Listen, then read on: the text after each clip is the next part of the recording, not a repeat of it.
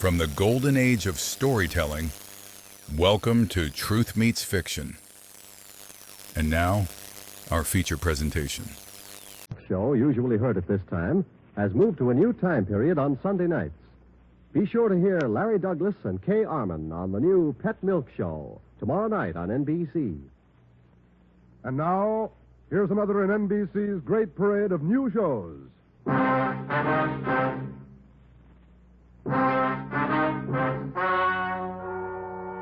Gentlemen, the story you are about to hear is true. Only the names have been changed to protect the innocent. NBC brings you Dragnet.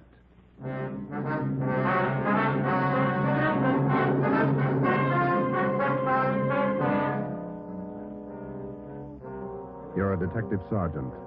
You're assigned to a homicide detail. A man's wife has suddenly dropped from sight.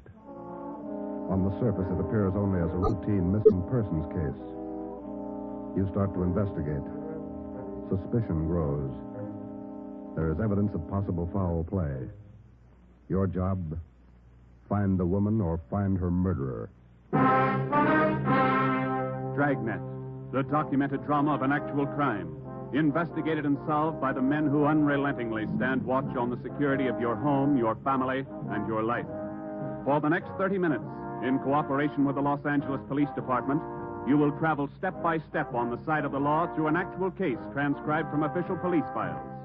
From beginning to end, from crime to punishment, Dragnet is the story of your police force in action.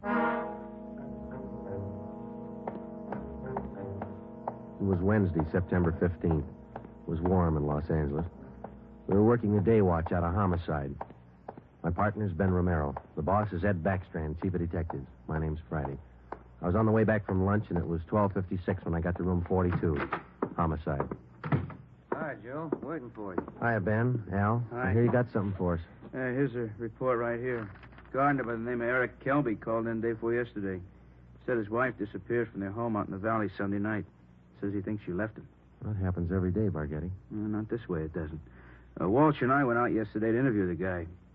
Story doesn't add. Why not? None of her clothes are missing. None of her luggage. She even left her pocketbook behind, full of money.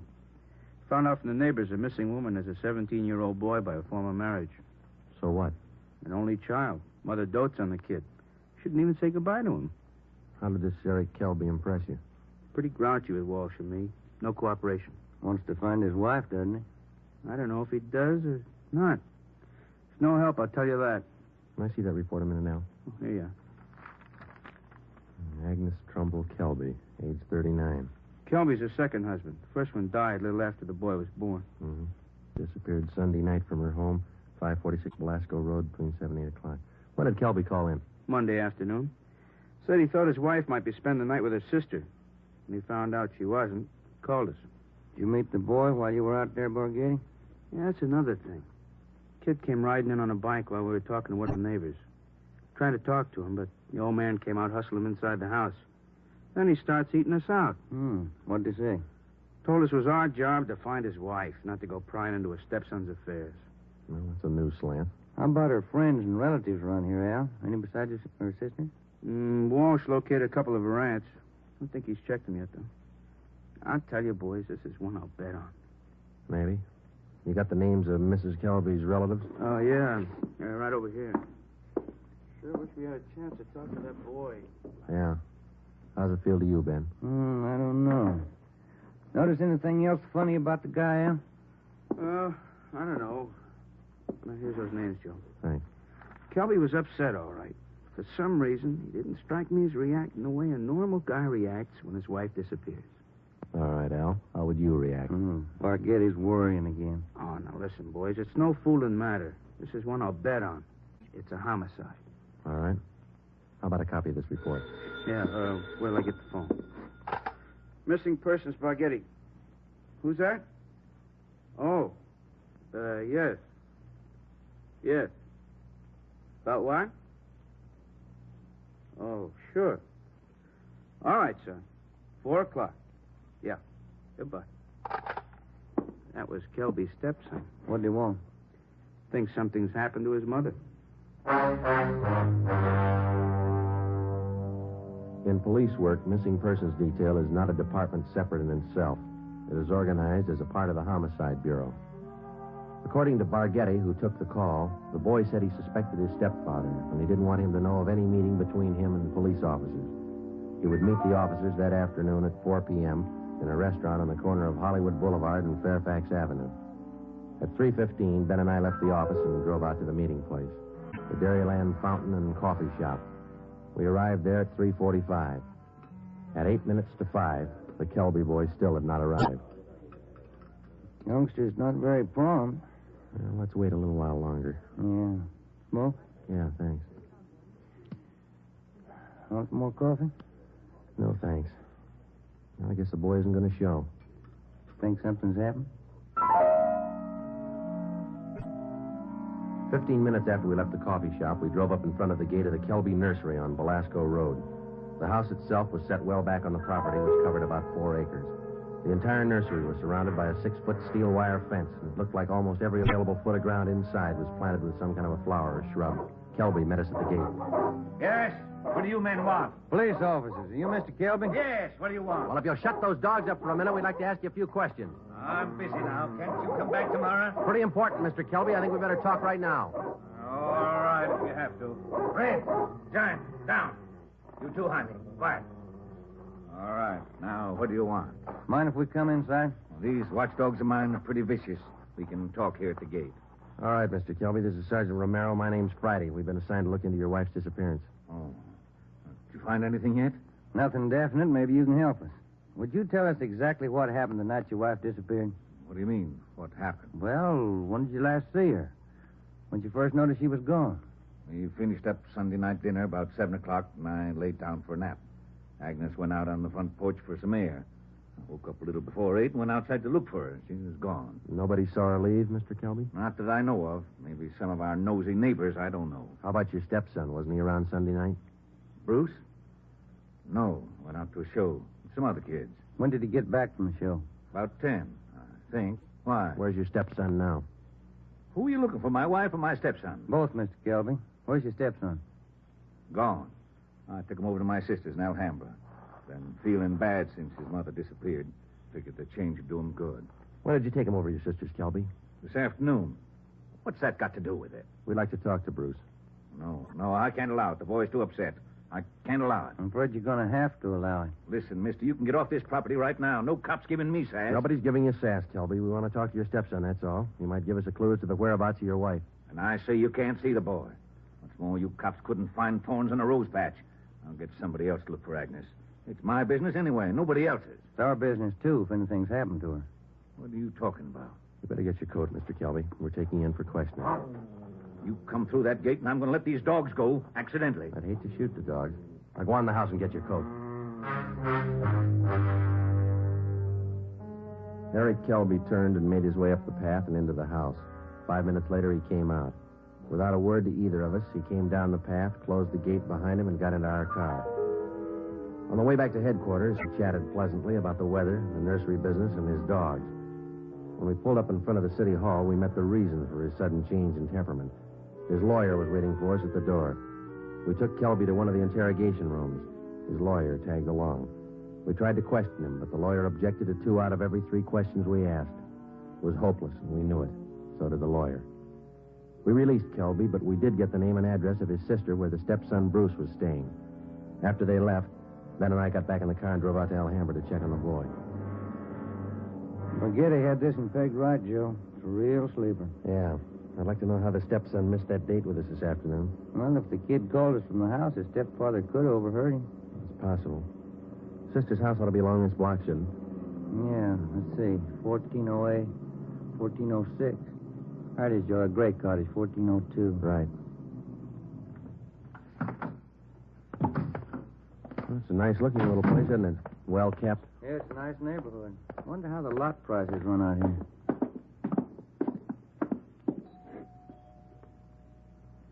Somebody's coming. Yes, what is it? Police officers, ma'am. Are you Miss Kelby? Bertha Kelby. Yes, that's my name. Why? We talked to your brother earlier today, Miss Kelby. He said that you brought his stepson Bruce here to stay for a while. We'd like to see him. Bruce?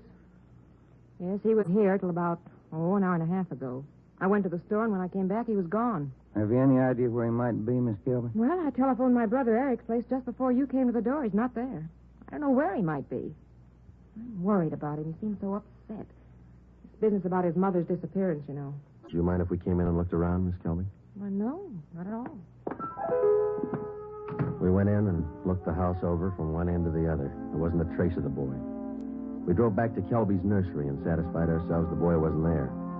Then we came back to Alhambra, and we kept an eye on Miss Bertha Kelby's home until midnight. No one came or went. At 5 minutes past midnight, the lights went off in the living room, and a few minutes later, in the back of the house. The next morning, when Ben and I checked in for work as usual at 8 o'clock, we met with Captain of Homicide, Frank Kearney. What makes you two so positive there has been any foul play in this Kelby thing? That's just it, Cap. We're not positive. It's a whole setup. It smells bad. For instance? That lawyer.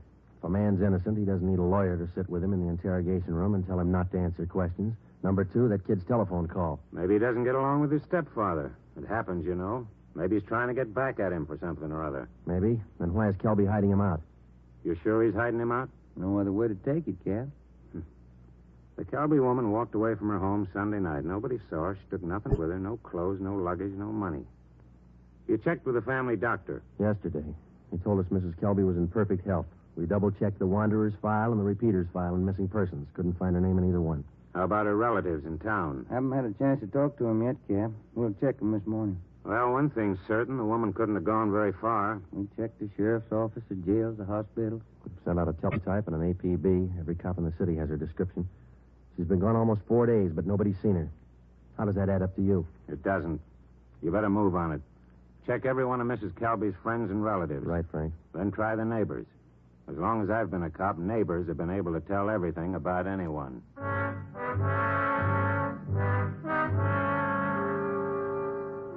All that day, Ben and I made the rounds. First stop was the Western National Bank, where Mrs. Kelby maintained her account.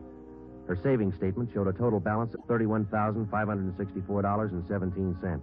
Her separate checking account had a balance of $842.71. At the Farmers Mutual, we found the record of an insurance policy issued to Agnes Trumbull Kelby. It was a 20-pay life policy covering the insured in the amount of $30,000. The beneficiary was listed as the insured son, Bruce Trumbull Kelby, if living upon the receipt of such due proof. If not, the insured's husband, Eric J. Kelby. By the time we finished checking her financial status, the odds were piling up fast. From only casual reports, we knew that Eric Kelby was a frugal man. If he was greedy as well, if he wanted and needed money badly enough to kill, then he had all the motives necessary to murder his wife. Maybe his stepson, too. Ben and I started to make the rounds of Mrs. Kelby's friends and relatives. Our first stop was at the apartment of Agnes Kelby's sister, a talkative maiden lady in her early 60s. Agnes just isn't that kind. Oh, I'm worried sick about this. I really am. And Bruce, the poor lad, he must be heartsick. And Eric, what does Eric say about all this? He says he thinks his wife left him. Left him? Why, that's ridiculous. How strange. Can you think of any good reason why your sister would leave Mr. Kelby? Why, no. They had tiffs, of course, small ones. But, of course, there was that argument about Bruce. The two of them always seem to be arguing about Bruce. How do you mean, ma'am? Oh, well, raising the boy and all, you know.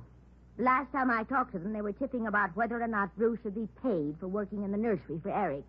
And the strangest thing, Eric seemed to be so upset about it all. Imagine. All on account of paying the boy a few dollars for good, honest work in that silly nursery. Well, you know, I'm the outspoken kind, and I just told Eric. Eric, I said, don't be an old meanie. Pay the boy. That was the extent of the information which Mrs. Kelby's sister had to offer. Next, we called on an aunt, a Mrs. James D. Trumbull, 83 years old. She could hardly understand our questions, let alone answer them. She hadn't seen her niece, Agnes, in a year. After that, we paid a visit to one of Mrs. Kelby's friends, a Mrs. Lillian Humboldt. Well, I'm sorry, Sergeant, but I can't think of any good reason why she would leave him. Unless that silly business about Bruce got out of hand. You know, maybe Eric is just a little jealous of the boy. Next, we called on Daisy McLeod, who worked as a day maid for Mrs. Kelby. Officer, what Mr. and Mrs. Kelby thought, what they said, what they did, it's none of my business. I come in the morning, I do my work, I do it well. I'm not the nosy type, and I don't pry. I take half an hour for lunch, and when I'm through, I take my pay, and I don't expect tips, and I take the bus home. I'm not the peeking through the keyhole kind, sneaking around corners listening. But what I couldn't tell you about that man. Exactly what do you mean, Miss McLeod? Oh, he's a hard man, you know. They're always arguing about the boy. Bruce this, Bruce that. He's a nice boy, I think. He's never done anything to me. Oh, but the arguments. Him and her all the time. Should the boy be paid for working? Shouldn't he? Why? Why not all the time? It's just... When Ben and I finished with a list of Mrs. Kelby's friends, relatives, and employees, we started out on the neighbors. None of them saw Mrs. Kelby after 6 p.m. the night she disappeared. 2 of the neighbors said they saw the porch light burning after 7 p.m., but both said the porch was empty. Mrs. Kelby was not sitting in her chair at the usual time after dinner. According to them, that was one of her habits. It was 10 minutes to 6 by the time Ben and I got back to the office. The light was still burning in Captain Kearney's office. Full day, Joe. Not a mileage. Yeah. I wonder what the captain's hanging around for. Let's find out. Get anything? Pretty good luck, Cap. Good. I've got some more for you. Just walked in 5 minutes ago. What do you mean, Frank? Who walked in? Bruce Kelby. He's waiting in the next room.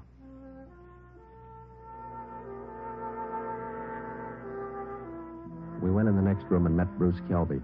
He was small for a 17-year-old, dark-haired, and a little on the sickly side. He told us that he couldn't keep the date he made with us on the phone because his stepfather apparently did overhear the conversation and drove him directly to his sister's home in Alhambra. We asked him why he was so sure that his stepfather was responsible for his mother's sudden disappearance.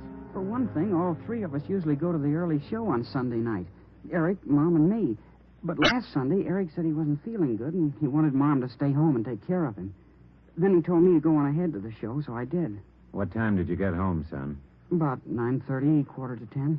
What was your stepfather doing when you got home? Sitting in the living room reading the paper. Did you notice anything unusual about the way he acted? He was nervous and jumpy, more than usual, I think. Anything else? Yes, sir. When I came in through the front yard, I noticed the dogs had mud all over their paws.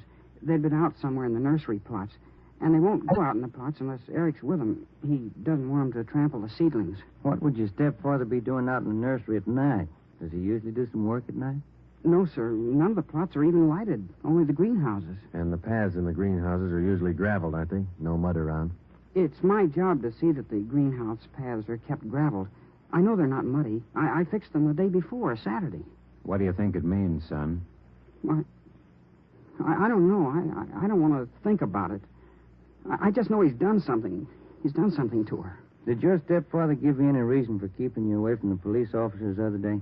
No, sir. He said people were getting nosy, and he said it might be better for me over at Aunt Bertha's. She's his sister. Do you think your Aunt Bertha might know where your mother is? No, we hardly ever see her. We don't know her well at all. We've heard your mother and your stepfather argued about whether you should be paid for your work in the nursery. When I started to work for him, he promised he'd pay me. I was saving up to buy a 31 Model A. And then after a couple of months, when he didn't pay me, I asked him. He told me I ought to be glad to work for him for nothing. And your mother argued with him over that. Sure, it was her money that bought the nursery anyway. How'd you get away from your aunt's place last night? Well, Bertha had some shopping to do, and she left me alone. She locked the door to my room.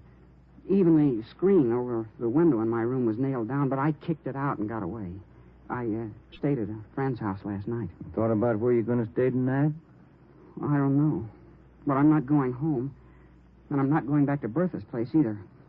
I'll get a room. How'd you like to stay at my house a few days? Sure nice of you, sir. Maybe I'd better not. Mom might not like it. Oh, I'll take care of that. Now, let's hop out and get some dinner. Sure darn nice of you, sir. All right, son. Come with me.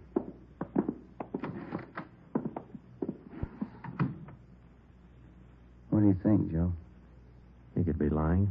Yeah.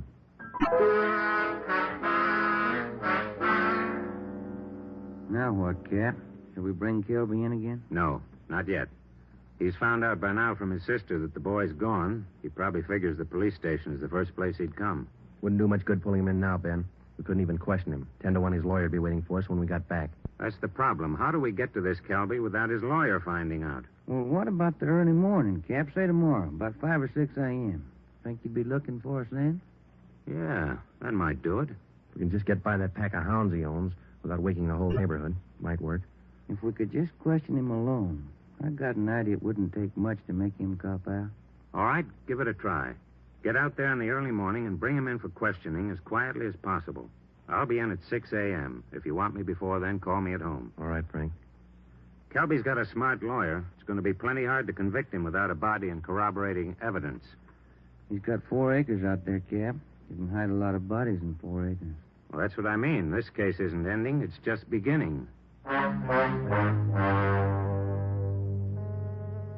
The next morning, Ben and I met at the office about a few minutes past 4 a.m. We had a cup of coffee and a donut at an all-night restaurant, and then we started for the Kelby place out on Belasco Road. We took 4 pounds of fresh horse meat with us to keep the dogs quiet if they raised a fuss. It was 28 minutes past 4 when Ben pulled the car to a stop a few hundred feet from the gate to the Kelby nursery.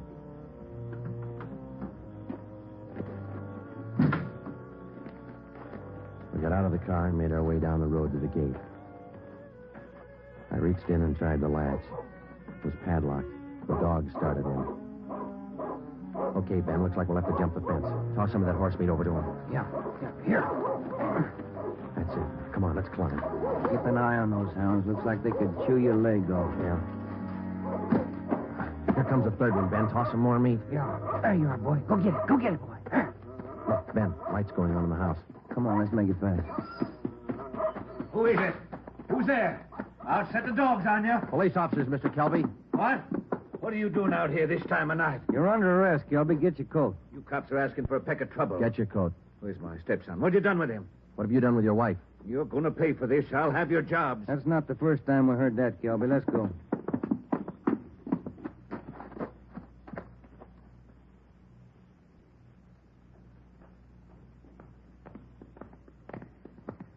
Lights burning in the captain's office. Yeah. All right, Kelby, in here. I'll pay for this. Mark my word. Ben, take him in the office here and stay with him. I'll see if Frank's in yet. Right, Joe. Come on, Kelby, inside.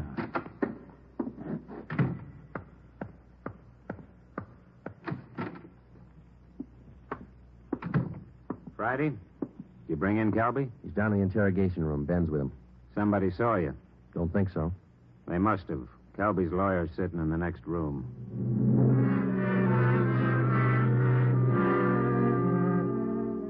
Kelby again refused to answer any questions without the advice of his attorney. We released him. That day, Captain Kearney sent out 2 men to keep an eye on the nursery and report on all of Kelby's movements. Shortly after 7 o'clock that night, just after nightfall, we tried once again to bring in Kelby for questioning without his lawyer's knowledge. It didn't work. A little after we booked him, his lawyer obtained a writ of habeas corpus. We had to release him again.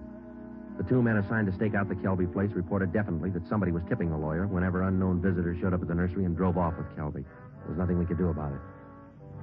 Next morning, Kearney came up with a lead. I had a long talk with the boy last night. Accidentally, I think he's given us a pretty good lead. Yeah? There's only one way we'll ever get a conviction. That's by finding the body and evidence to tie Kelby in. Yeah, that'll do it. Where do we start looking? In a new rose bed next to one of the greenhouses in Kelby's nursery. The kid came up with it last night. How come? First, Kelby's crazy about saving $1 and making one. Yeah. In the nursery trade, especially where you have a limited area to work in, like Kelby, you cultivate every foot of ground. Every bit of soil you got is planted with something. Mm-hmm. Kelby's not the type to waste anything. Especially he's not the kind that would let ground lie fallow when he could plant something that might bring in a few dollars next season. Bruce tells me his stepfather has every inch of those 4 acres planted. Every inch. Except a 6 by 9 foot plot of ground in that rose garden. Oh, that sounds like a long shot to me, Frank. The boy said he prepared that piece of ground for planting late Saturday afternoon. His stepfather wanted it ready for Sunday morning. The plot of ground's still vacant. Might have planted it yesterday, Cap. When's the last time you checked? Before I came to work this morning. I called the men on stakeout next to the nursery. They told me the plot's still empty. Mm-hmm. It's worth a chance, Frank. When do we look it over? Tonight.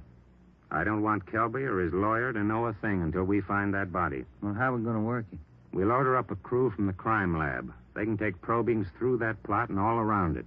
They can tell us without any guesswork how deep that ground's been worked over lately. When do you want to start? Be here in the office at 8:30 tonight. If my hunches are any good, we'll find a body.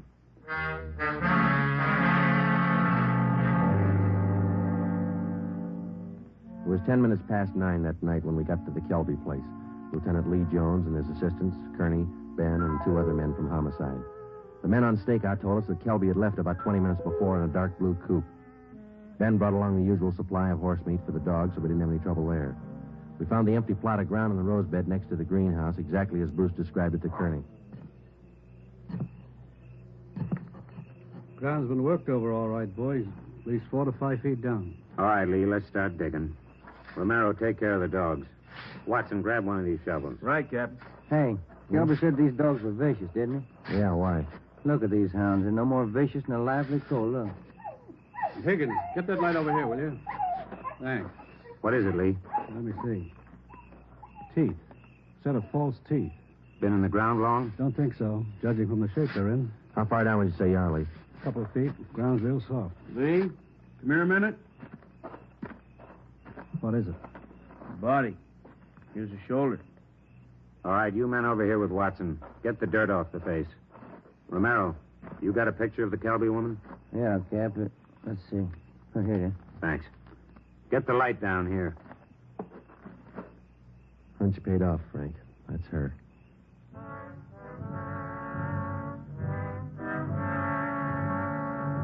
Ben and I went back to the car and notified communications to broadcast a want for murder on Eric Kelby. His description, together with the description of the car and license number of the car he was driving, was rebroadcast every 15 minutes. Then we went back to check the house. We found the front door unlocked. We went inside and looked around. In one bedroom, we found clothes scattered over the bed and the floor. There was only one old suit remaining in the closet. On the table next to the bed, we found an airline's timetable. We got to the phone and notified communications to alert all police details at railroad stations, bus terminals, and airlines, and then to send out an APB on the teletype. After that, we checked with the airlines. One of them told us that a man answering Kelby's description had booked passage for Mexico City. The plane was scheduled to take off at 10:40 that night from Burbank Airport. Ben's watch said 4 minutes past 10. We called the detail at the airport and alerted them. Then we drove over to check in person. It was 10:35 p.m. when Ben and I took up our positions just inside Gate 3, where passengers were boarding Flight 72 for Mexico City.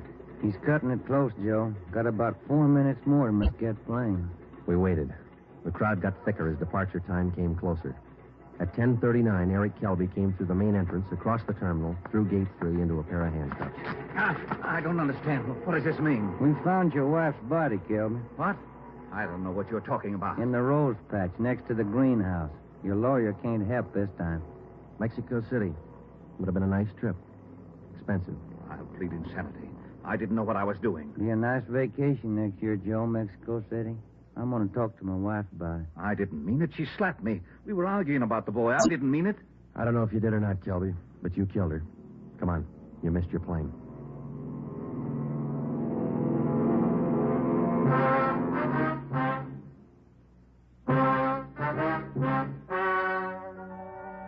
The story you have just heard is true. Only the names were changed to protect the innocent. Eric Kelby was tried and convicted of murder in the first degree.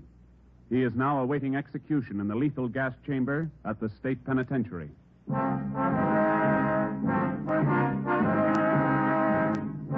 You have just heard the 14th in a new series of authentic cases transcribed from official files. Technical advice for Dragnet comes from the office of W.A. Wharton, Acting Chief of Police, Los Angeles Police Department. Tonight's program is dedicated to William J. Weston, Jr. of the Washington, D.C. Police Department, who on the evening of March 4th, 1945, gave his life so that yours might be more secure.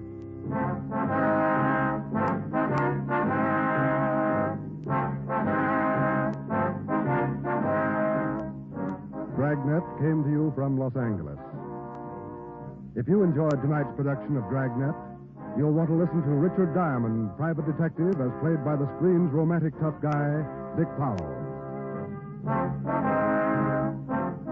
The Pet Milk Show, usually heard at this time, has moved to a new time period on Sunday nights. Be sure to hear Larry Douglas and Kay Arman on the new Pet Milk Show tomorrow night on NBC. This is NBC, the national broadcasting company.